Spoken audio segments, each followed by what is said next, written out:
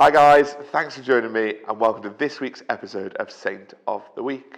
This week is the feast of St. George. Now, normally we would celebrate the feast of St. George on the 23rd of April, but this year, because he is our national patron and because the 23rd is a Sunday, St. George's Day this year is the 24th of April. So this Monday, the 24th of April, we're celebrating the Feast of St. George, and here's 5 things you need to know about him.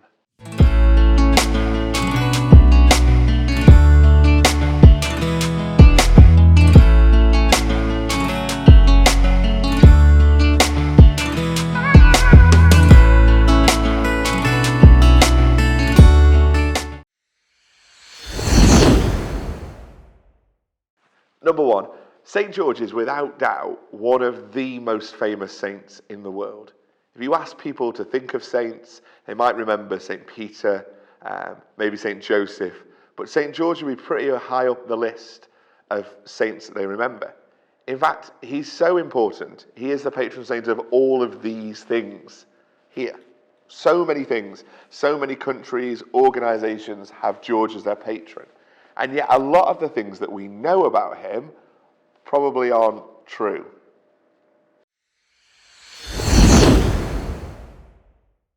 Number 2. So what do we know about him? Well, we know that he was born in the 3rd century, so in the 200s.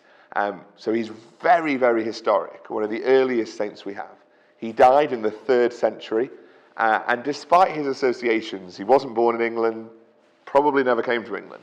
Instead, he was born in Turkey and died in Palestine. And his grave is in a town called Lod. And after his death, his grave quickly became a site of pilgrimage. And we have evidence from the 300s of people visiting St. George's grave and praying to him. So for the best part of 2,000 years, St. George has been an incredibly important person in the church.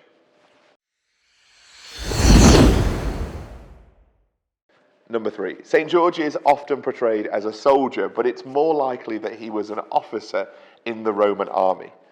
Under the Roman Emperor Diocletian, he persecuted huge numbers of Christians, and George would have been required to make an offering to the Roman gods. But as a Christian, George said no, and as a result, he was killed. So St. George is a martyr, and a lot of the things that we recognize St. George for come from this belief that he was someone heroic and brave. Number 4, people often embellished the stories of saints to emphasize their lives and to show their characteristics more clearly. And that's why the story of the dragon exists. It didn't exist at first. All of the evidence of people going on pilgrimage to George's grave never mentioned the dragon. The story emerged about 500 years after his death in paintings and stories that we have from the time. Did the dragon story happen? We don't know. Probably not.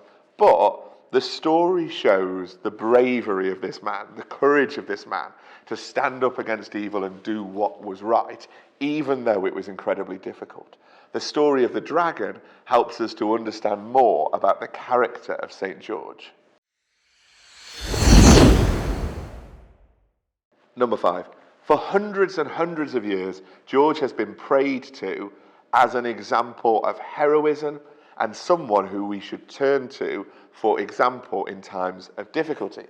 St. George was considered one of the 14 holy helpers. It's one of the reasons why he's so famous. And these were people who were prayed to and who we asked for their intercession in times of war, famine, or plague.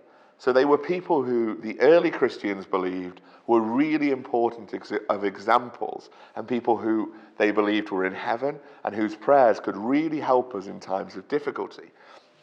And that's why so many organisations and countries chose George as their patron saint, because he was someone who they believed they could turn to for an example when times were difficult.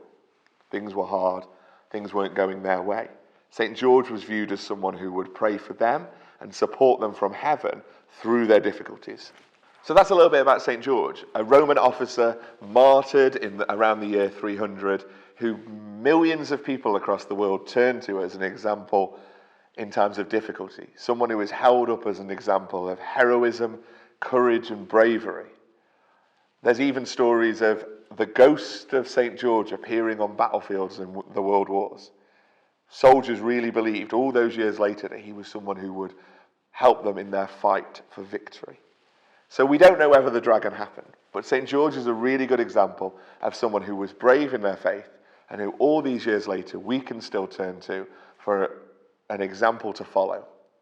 So this week, think about how you can be brave. What difficulties and challenges are you facing? And ask St. George to pray for you. Have a great week. See you soon. Goodbye.